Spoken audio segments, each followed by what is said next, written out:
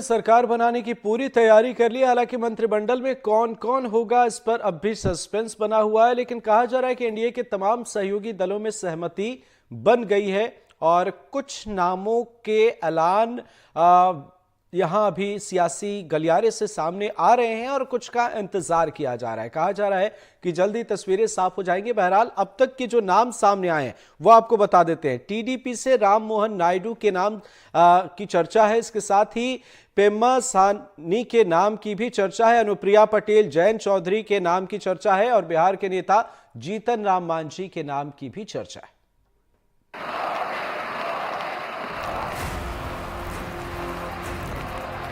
पहले भी एनडीए थी, आज भी एनडीए और कल भी एनडीए।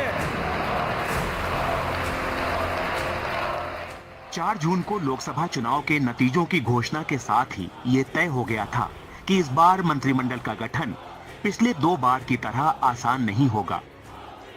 वजह साफ है कि बीजेपी को बहुमत नहीं है और सहयोगियों के भरोसे ही सरकार चलनी है। ऐसे में टीडीपी, जेडीयू और दूसरे सहयोगियों की तरफ से चल रही बार्गेनिंग की वजह से अब तक ये साफ नहीं हो सका है कि एनडीए सरकार में किस पार्टी के कितने मंत्री होंगे। चुनाव नतीजों के 100 घंटे बाद भी मंत्रिमंडल को लेकर गहमागहमी बनी हुई है। हालांकि सूत्रों का कहना है कि एनडीए में मंत्री पद को लेकर बातचीत फाइनल दौर में है। सब कुछ सेट हो चुका है। सूत्रों की माने तो टीडीपी को 4, जिसमें 3 कैबिनेट और 1 राज्य मंत्री, जेडीयू को 3 मंत्री पद, जेडीएस, आरएलडी, अपना दल, एनसीपी और शिवसेना शिंदे के 1-1 मंत्री होंगे। स्पीकर का पद बीजेपी अपने पास रखना चाहती है।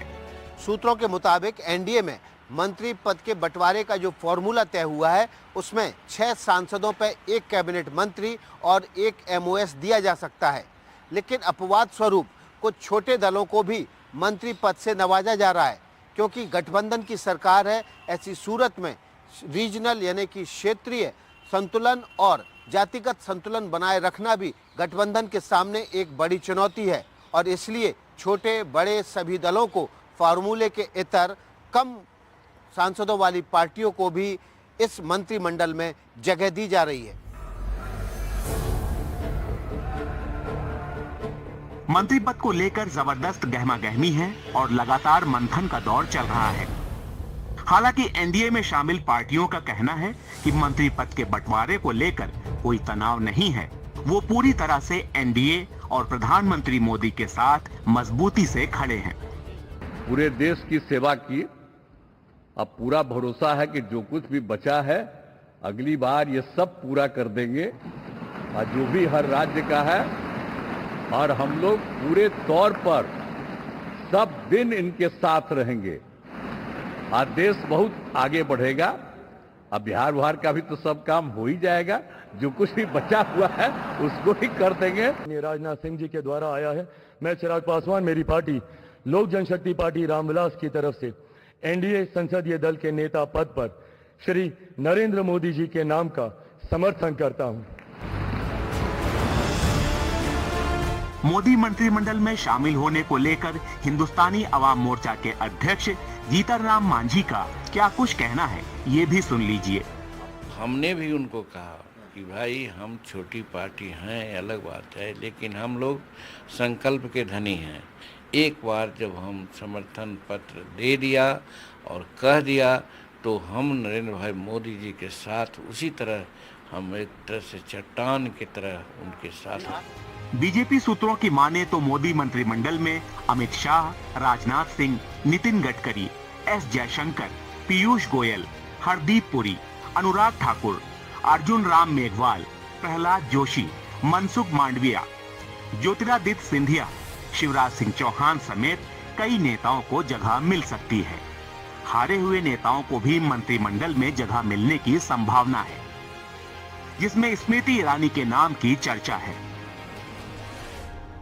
वहीं सहयोगी दलों की बात करें तो अपना दल की तरफ से अनुप्रिया पटेल, आरएलडी से जयंत चौधरी, शिवसेना से प्रताप राव जाधव और एनसीपी से प्रफुल्ल पटेल के मंत्री बनने की संभावना है।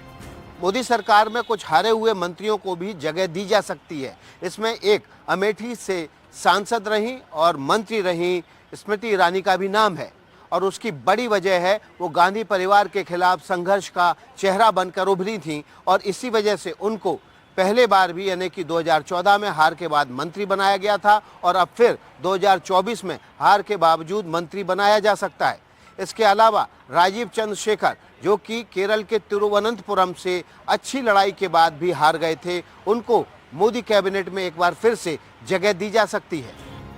बस चंद घंटे का इंतजार है, जिसके बाद पूरी कैबिनेट की लिस्ट साफ हो जाएगी।